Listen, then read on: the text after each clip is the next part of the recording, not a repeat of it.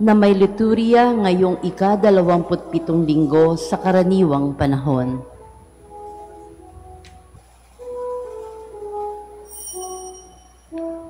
Tumayo po ang lahat at tayo'y makiisa sa Eucharistikong pagdiriwang na pamumunuan ng ating Kura Paroko, Reverend Father Douglas D. Badong.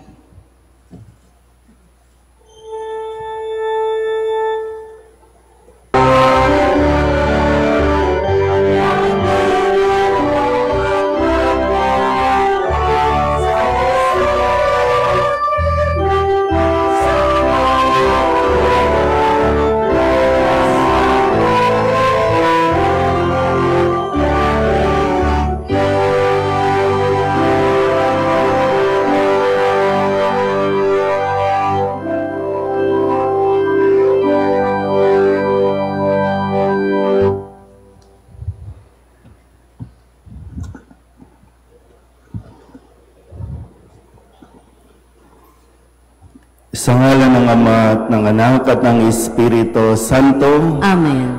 Ang pagpapala ng ating Panginoong Hesus Kristo, ang pag-ibig ng Diyos Ama, at ang makikipagkaisa ng Espiritu Santo naway sumainyo lahat. At sumainyo rin. Tayo po ay nasa ika-27 linggo sa karaniwang panahon. Mga kapatid, tinipon tayo bilang kaanib na angkan ng Diyos, kaya dumulog tayo sa maawaing Panginoong nagpapatawad ng lubos. Inaamin ko sa makapangyarihang Diyos at sa inyo mga kapatid, na lubha ako nagkasala sa isip, sa salita at sa gawa, at sa aking pagkukulang. Kaya isinasamo ko sa mahal na Birheng Maria, sa lahat ng mga anghel at mga banal, at sa inyo mga kapatid, na ako'y panalangin sa Panginoong ating Diyos. Kawaan tayo ng makapangyarihang Diyos, patawarin tayo sa ating mga kasalanan, at patnubayan tayo sa buhay na walang hanggan. Amen. Panginoon, kaawaan mo kami. Panginoon, kaawaan mo kami. Kristo, kaawaan mo kami. Kristo, kaawaan mo kami. Panginoon, kaawaan mo kami. Panginoon, kaawaan mo kami.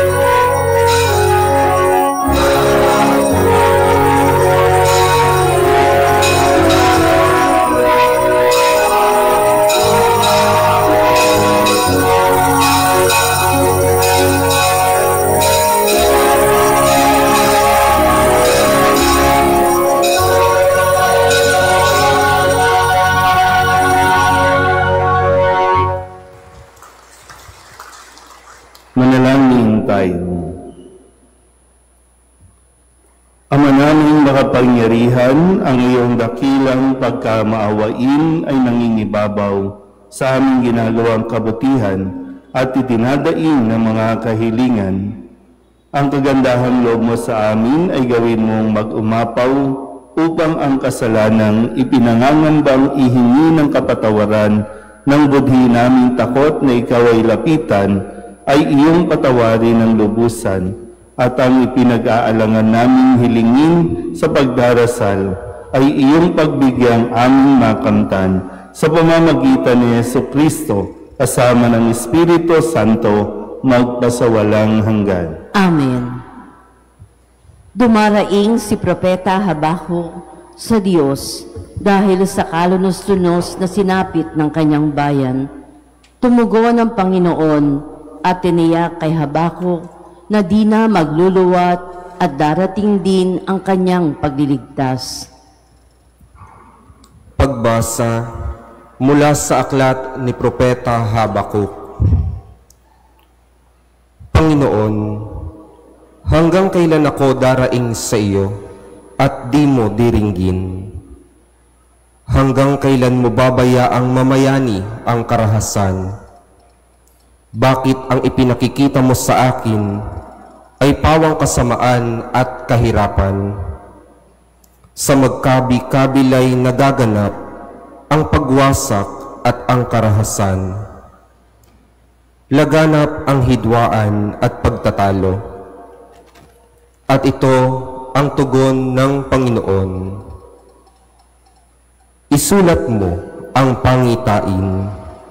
Isulat mong malinaw sa mga tapyas ng bato upang madaling mabasa at ibalita sa lahat. Sapagkat hindi pa dumarating ang takdang panahon upang maganap ang pangitain. Mabilis na dumarating ang wakas. Hindi ito maliliban, ngunit tiyak na magaganap kung ito may nagtatagal. Masdan mo, ang hambog ay mabibigo sa kanyang kapalaluan, ngunit ang matuwid ay mabubuhay sa kanyang katapatan. Ang salita ng Diyos. Salamat sa Diyos.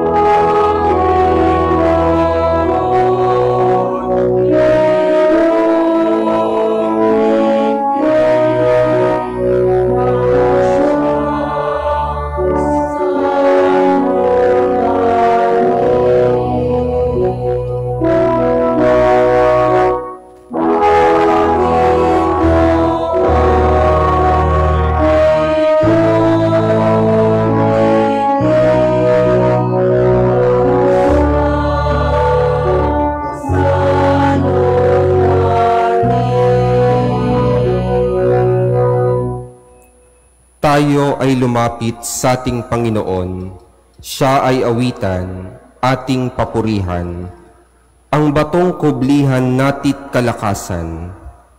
Tayo ay lumapit sa kanyang harapan na may pasalamat, siya ay purihin ng mga awiting may tuwa at galak.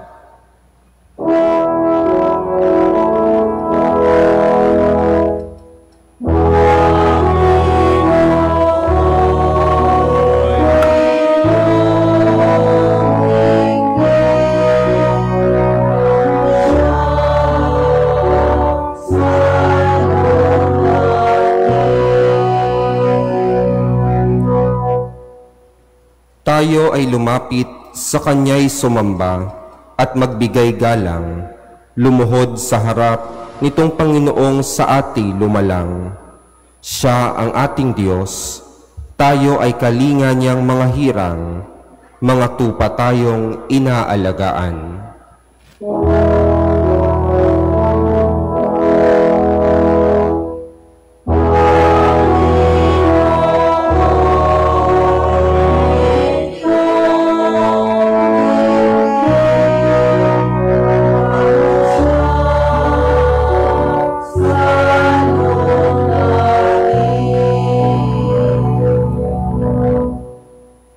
kanyang salita ay ating pakinggan. Iyang inyong puso'y huwag patigasin, tulad ng ginawa ng inyong magulang nang nasa Meriba sa ilang ng Masa. Ako ay tinuksot, doon ay sinubok ng inyong magulang.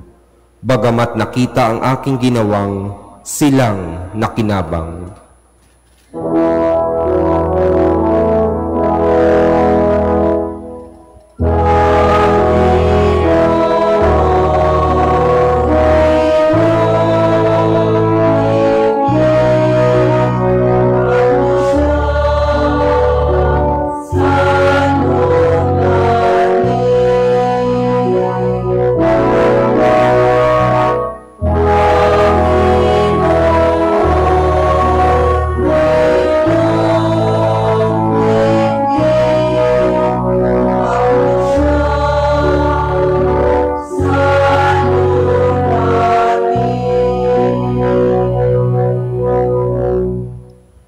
Sumulat si Pablo kay Timoteo para palakasin ang loob nito at ipaalala sa kanya ang tinanggap nitong espiritu ng kapangyarihan, pag-ibig at pagpipigil sa sarili.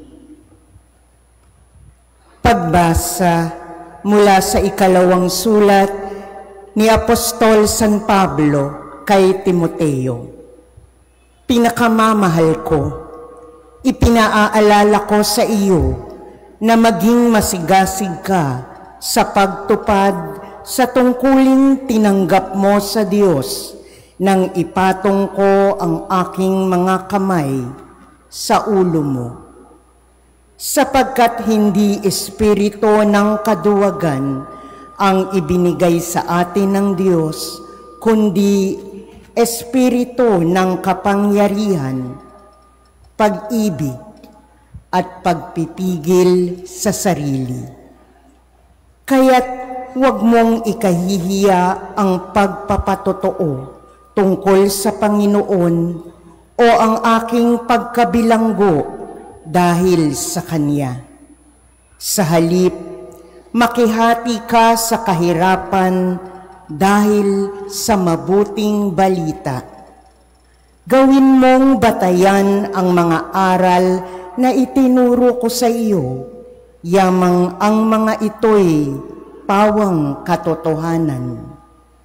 Manatili ka sa pananampalataya at sa pag-ibig na tinanggap natin sa pakikipag-isa kay Kristo Jesus. Sa tulong ng Espiritu Santo, nananahan sa atin, ingatan mo ang lahat ng ipinagkatiwala sa iyo. Ang salita ng Diyos. Salamat sa Diyos.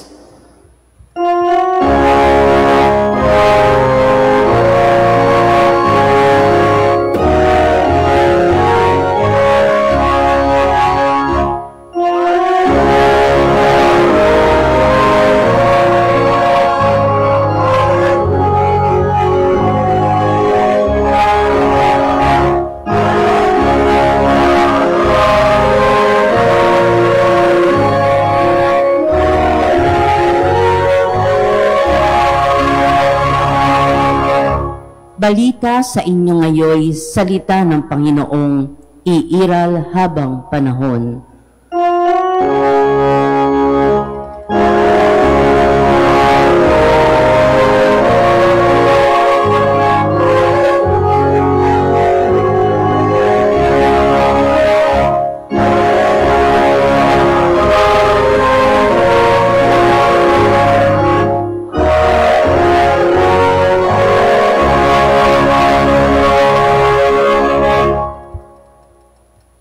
Sumainyo ang Panginoon. At sumainyo rin. Ang mabuting balita ng Panginoon ayon kay San Lucas. Papuri sa iyo, Panginoon. Noong panahong iyon, sinabi ng mga apostol sa Panginoon, "Dagdagan po ninyo ang aming pananalig sa Diyos." Tumugon ang Panginoon, Kung maging sinlaki man lamang ng butil ng mustasa ang inyong pananalig sa Diyos, masasabi ninyo sa puno ng sycamorong ito, mabunot ka at matanim sa dagat at tatalima sa inyo. Ipalagay natin kayo'y may aliping nag-aararo o nagpapastol kaya ng tupa. Pagkagaling niya sa bukid, sasabihin ba ninyo sa kanya, halika at nang makakain ka na? Hindi. Sa halip ay ganito ang sinasabi ninyo, ipaghanda mo ako ng hapunan, magbihis ka at silbihan mo ako habang ako'y kumakain. Kumain ka pagkakain ko. Pinasasalamatan ba ang alipin dahil sa ginawa niya ang iniutos sa kanya? Gayun din naman kayo. Kapag nagawa na ninyo ang lahat ng iniutos sa inyo, sabihin ninyo, kami mga alipin walang kabuluhan. Tumupad lamang kami sa aming tungkulin. Ang mabuting balita ng Panginoon. Pinupuri ka namin, Panginoong Heso Kristo. Isang magandang umaga po sa inyong lahat. Tayo po ay nasa ika-27 linggo ng karaniwang panahon. At nung nakalipas na linggo, tayo po ay pinalalahanan na suriin ang ating pong pamumuhay, yung lifestyle natin, yung way of living natin, na maisip din nawa natin na kung ano ba ang kahantungan natin pagkatapos ng buhay dito sa mundong ito. Naalala niyo pa po ba ang kwento nung nakalipas na linggo? Nga. Tandaan niyo po, no? Ang salita ng Diyos, yan ang ating buhay. Yan ang ating pinananaligan. Ang salita ng Diyos, ang daan tungo sa kaligtasan. Kaya kapag di natin pinansin, pinakinggan ang salita ng Diyos, malamang sa malamang, hindi tayo makarating sa langit. Kaya nakalipas na linggo, yung kwento tungkol sa mayaman at kay Lazaro na mahirap. Yung mayaman nang mamatay, napunta sa impyerno. Nung yung namatay ang mahirap, si Lazaro napunta sa langit. At nakita ng mayaman yung kahalagahan na dapat nakinig. Kaya nga nung naghihirap na sa impyerno, pinapakiusap niya kay Abraham, papuntahin si Lazaro doon sa bahay ng ama niya dahil meron pa siyang mga kapatid na namumuhay din sa makamundong pamamaraan. At sabi ni Abraham doon sa talinghaga na ibinigay ni Kristo, nasa kanila ang salita. Paniwalaan nila iyon, pakinggan nila iyon. Kaya kung di tayo makikinig, kung ano din ang kahantungan natin. Kaya yung mga alagad sa linggong ito, matapos marinig ang talinghagang ito, lumapit sila at sabi, Panginoon, dagdagan mo po ang aming pananalig. Sabihin niyo nga po, pananalig. Ulit, pananalig. Yung pananalig o yung pananampalataya natin sa Diyos. Ibinigay na ito sa atin lahat, no? Nang tayo po ay binyagan, ibinigay itong pananalig na ito bilang isang biyaya sa atin. Pero sa tugon ni Jesus na sinabi niya, kahit maging sinlaki lang ng butil ng mustasa ang inyong pananalig, magagawa mo ang lahat. Walang imposible sa taong may pananalig. So, kung ang dalangin o hinihingi ng mga alagad, dagdagan mo po. No, sabi nila, dagdagan mo po.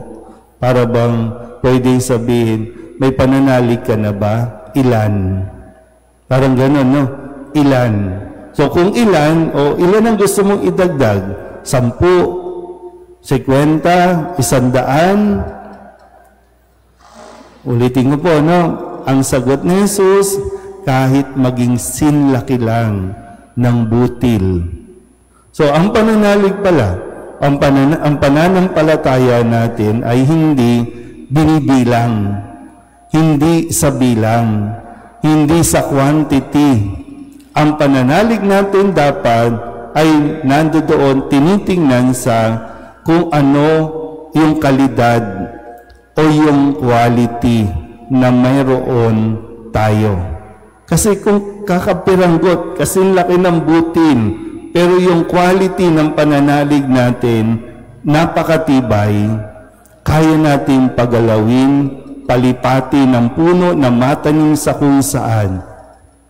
Kung may pananalig tayong kasing laki man lang ng butil ng mustasa, hindi natin gagawin ang magnakaw. Bakit natututong magnakaw?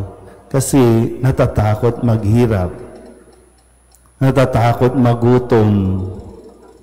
Iniisip natin na hindi naman nakikinig ang Diyos eh. Sa unang pagbasa, di ba, sa pahayag ni Propeta Habakuk, no? Sabi, isulat mo ito kasi yung mga tao nagrereklamo na. Hanggang kailan kami magtitiis sa hirap na ito? Hanggang kailan, Panginoon? Ang tugon ng Panginoon, ang mga hambog na yan, pagdating ng araw, may kalalagyan yan. Pero ang mga taong nanatiling matapat, may, para anong nasabi, ang taong matuwid ay mabubuhay sa kanyang katapatan. Sabihin niyo nga ulit, pananalig. Ang paalala ni San Pablo sa ating lahat, sa kanyang sulat kay Timoteo, na tayo po ay manatili sa ating pananampalataya. Yung binigay na sa atin. Kung sinasabi ni Jesus, ito ay kasinlaki man lamang, kahit kasinlaki man lamang ng butil. So kung ito ay butil, kailangan itong pinagyayaman. Diba ang butil, dinidiligan, itinatanim na sa lupa, ibinabaon sa lupa para mas mabuhay, para mas yumabong. So hindi porket nakatanggap tayo ng pananampalataya o ng pananalig na ito, wala na tayong gagawin. Kaya nga, magbabasa ka ng Biblia, magbasa ka ng mga katisismo, aralin mo ang mga turo ng simbahan. Yun, sapat yun para tayo po ay magkaroon ng matibay na pananalig na kahit anong mangyari, tumanda man tayo, hindi ka matatakot. Sa taong may pananalig na kasinlaki man lamang ng butil, kahit magkakanser ka, kahit magkasakit ka, hindi ka bibitaw sa Diyos. Kahit hindi natin naiintindihan o naunawaan ang mga nangyayari sa paligid natin, maging sa sarili natin, mananatili tayong nagtitiwala sa Diyos. Yan ang pananalig na kailangan magkaroon tayo. Para isang araw o sakali na tayo po ay haharap na sa Diyos, malinaw sa atin, hindi tayo matatakot sa araw na iyon dahil kumpiyansa tayo, confident tayo na sa lahat ng paraan, nagkaroon man tayo ng pagdududa, nagkaroon man tayo ng pag-aalinlangan, pero hindi tayo bumitaw sa Diyos. Amen?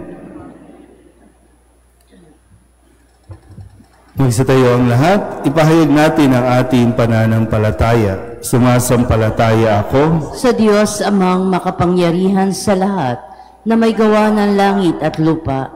Sumasampalataya ako kay Jesucristo, iisang anak ng Diyos, Panginoon nating lahat. Nagkatawan tao siya, lalang ng Espiritu Santo. Ipinanganak ni Santa Maria ang Birhen. Pinagpakasakit ni Poncio Pilato. Ipinako sa krus na matay inilibing.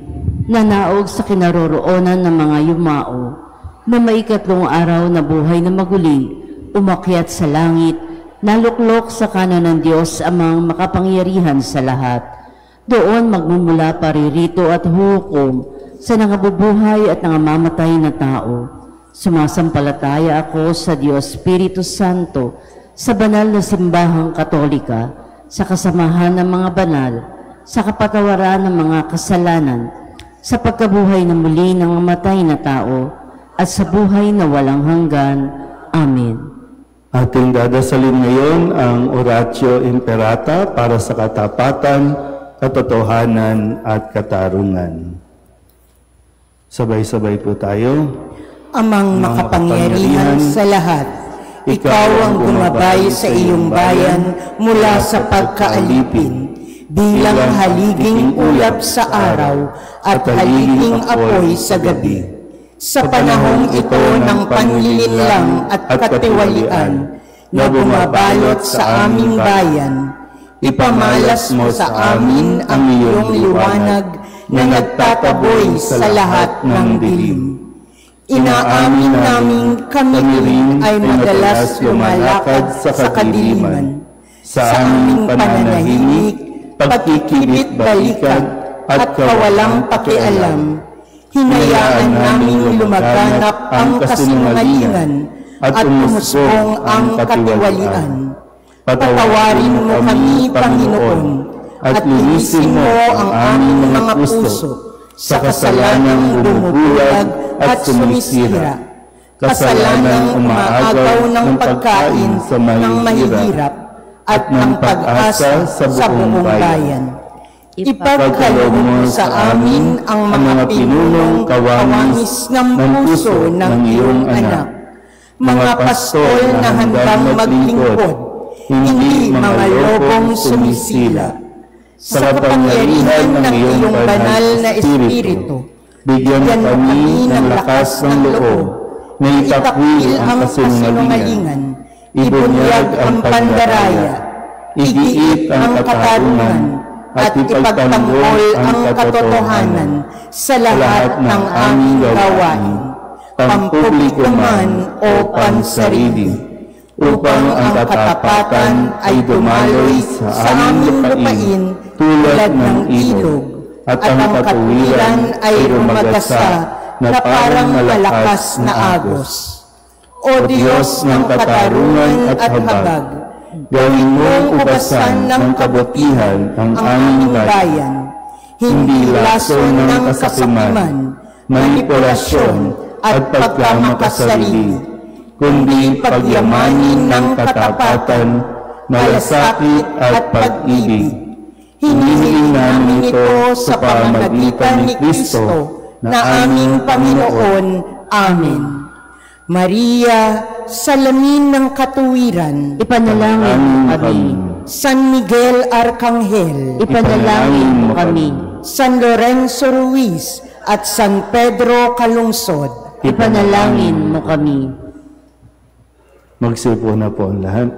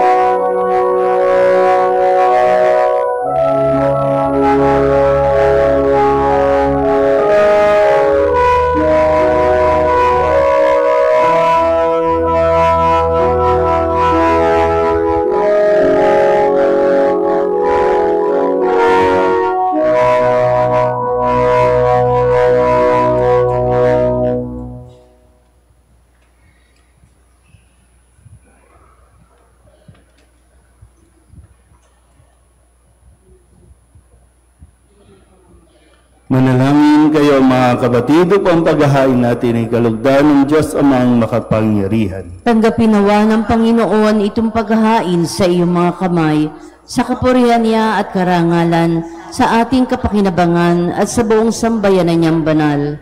Ama naming lumikha, tanggapin mo ang paghahain ng mga alay na iyong inihabilin at sa pagdiriwang ng dapat naming ganapin ang kabanalan ng iyong pagliligtas naway sa maamin sa pamamagitan ni Jesucristo kasama ng Espiritu Santo magpasawalang hanggan. Amen. Sumainyo ang Panginoon. At sumainyo rin. Itaas sa Diyos ang inyong puso at diwa. Itinaas na namin sa Panginoon. Pasalamatan natin ang Panginoong ating Diyos. Marapat na siya ay pasalamatan.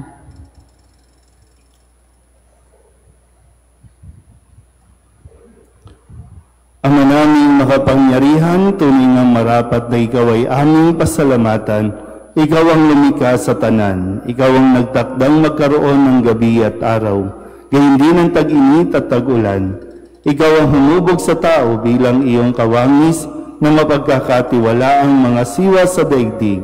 Ikaw ngayon pinaglilingkuran sa pagganap sa pananagutan ng iyong pinagtitiwalaan sa pamamagitan ng anak mong mahal. Kaya kaysa ng mga anghel na nagsisiawit ng papuri sa iyo nang walang humpay sa kalangitan, kami nagbubunyi sa iyong kadakilaan.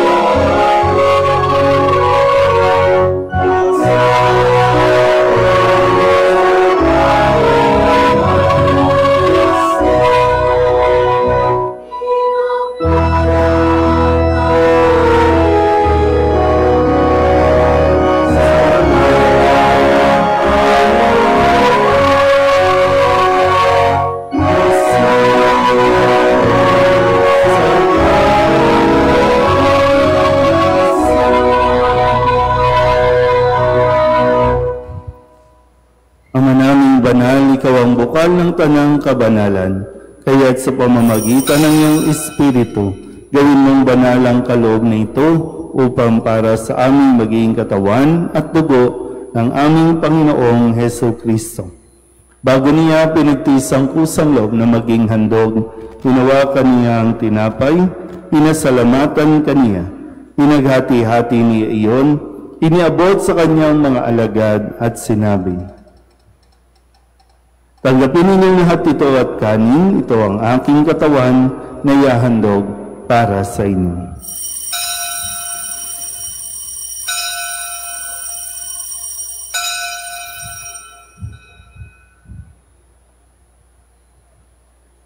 Ngayon din naman nang matapos ang hapunan, hinawakan niya ang kalis, muli kaniyang pinasalamatan. Iniabot niya ang kalis sa kanyang mga alagad at sinabi, tanggapin ninyong lahat ito at inumin. Ito ang kalis ng aking dugo ng bago at walang hanggang tipan. Ang aking dugo na ibubuhos para sa inyo at para sa lahat sa kapagpapatawad ng mga kasalanan. Gawin ninyo ito sa pag-alaala sa akin.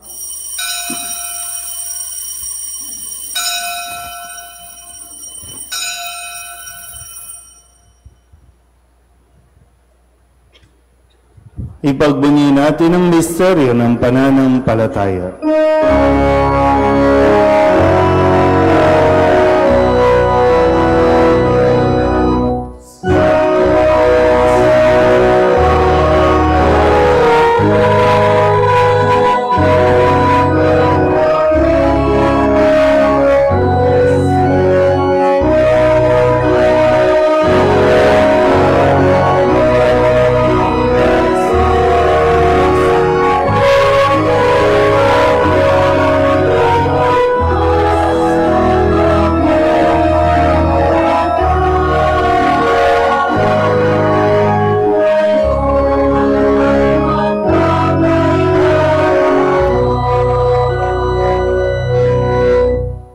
ginagawa namin ngayon ang pag-alaala sa pagkamatay at muling pagkabuhay ng iyong anak.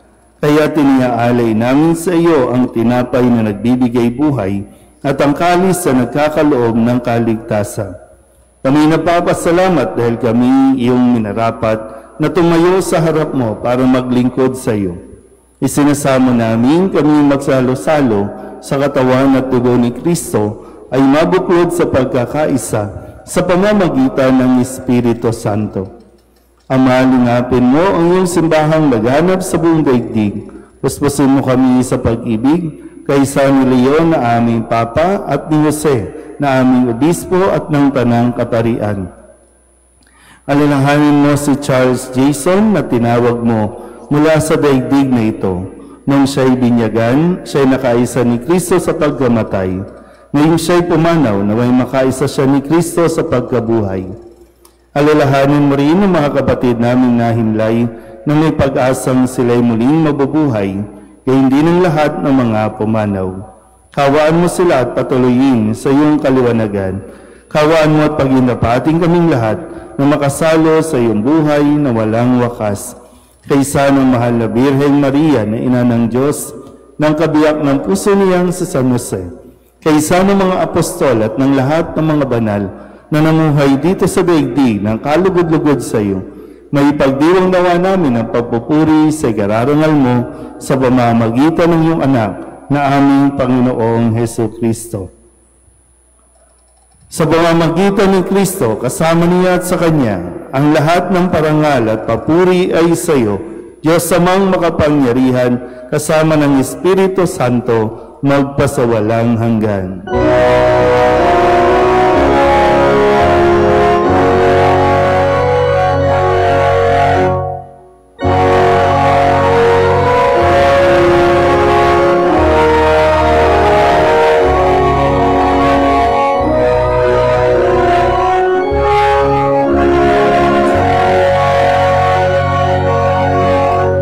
Sa tagabili ng manakagagaling na utos at turo ni Jesus sa Panginoon natin at Diyos, ipahayag natin ang lakas loob.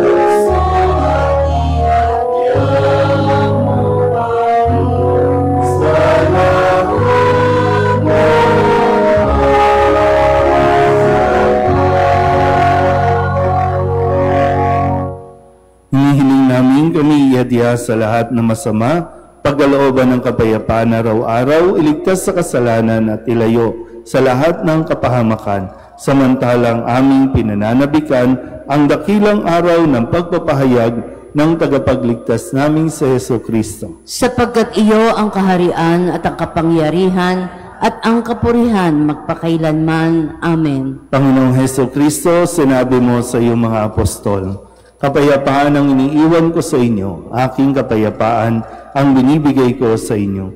Tunghayan mo ang aming pananampalataya at huwag ang aming mga pagkakasala. Pagkalooban mo kami na kapayapaan at pagkakaisa ayon sa iyong kalooban, kasama ng Espiritu Santo, magpasawalang hanggan. Amen. Ang kapayapaan ng Panginoon ay laging sumainyo. At sumainyo rin. Mabigayan po tayo ng kapayapaan sa isa't isa.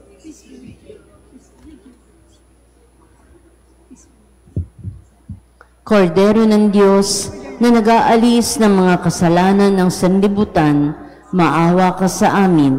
Kordero ng Diyos na nag-aalis ng mga kasalanan ng sanlibutan, maawa ka sa amin. Kordero ng Diyos na nag-aalis ng mga kasalanan ng sanlibutan, ipagkaloob mo sa amin ang kapayapaan.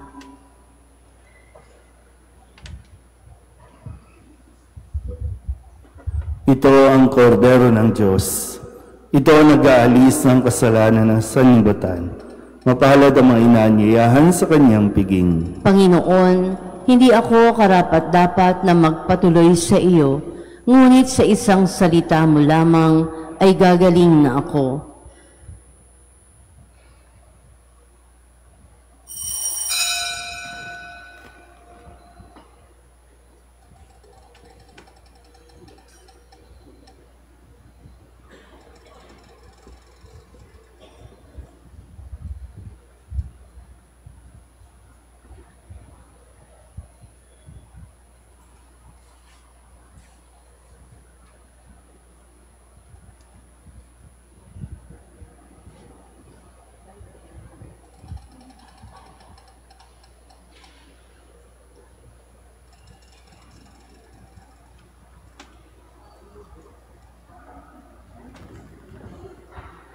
Panalangin kay San Jose, abang tagapangalaga ng tagapagligtas, kabiyak na puso ng mahal na Birheng Maria, sa iyo pinagkatiwala ng Diyos ang kaisa-isa niyang anak. Sa iyo nagtiwala si Maria, sa piling mo si Kristo'y naging tao. Maging ama ka rin sa amin, pinagpalang Jose, at gabayan mo kami sa landas ng buhay. Ihingi mo kami ng biyaya, awa at tapang, at ipagtanggol kami sa lahat ng masama. Amen. Magsitayo na po ang lahat.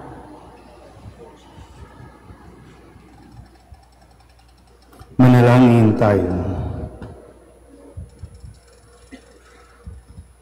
Ama naming mapagmahal, ipagkaloob mo sa pagsasalo namin sa pagkain-inuming banal, kami ay maging katawan ni Kristo na aming pinakinabangan sa pamamagitan niya kasama ng Espiritu Santo magpasawalang hanggan. Amen. Panalangin ng pagbabasbas para sa mga magdiriwang ng kanilang kaarawan sa buwang ito. Diyos ng sangnilikha, nagpupuri at nagpapasalamat kami sa iyo para sa handog ng buhay. Dinggin mo ang panalangin ng aming mga kapatid na gumugunita ng kanilang kaarawan sa buwan na ito at nagagalak sa mga handog ng buhay at pag-ibig, pamilya at kaibigan. Pagpalain mo sila sa pamamagitan ng iyong patuloy na pananahan sa kanila at kupkupin mo sila sa iyong pagmamahal upang matamasa nila ang darating na mga masayang taon. Lahat ng ito naway maging kalugod-lugod sa iyo. Hinihiling namin ito sa pamamagitan ni Jesucristong aming Panginoon. Amen. Available na din po ang mga souls envelope, yung mga susulatan niyo po ng mga pangalan ng mga yumao nating mga mahal sa buhay para dasalan natin simula November 1 hanggang katapusan ng November. So pwede po kayong dapat ipinamimigay na ng MGC, no? Bago po kayo umalis o umuwi, bitbitin niyo po para pagdating sa bahay maisulat ninyo at alalahanin niyo po lahat ng kakilala ninyong namatay para po maihulog po natin dun sa box na babasbasan natin sa buong buwan ng November. So kung hindi man po sa mga susunod na araw po. Magsitayo na ang lahat. Sumainyo ang Panginoon. At sumainyo rin. At pagpalain kayo ng makapangyarihang Diyos, Ama at Anak at Espiritu Santo. Amen. Tapos sa banal na misa, humayo tayo sa kapayapaan ni Kristo. Salamat sa Diyos. Magandang umaga po.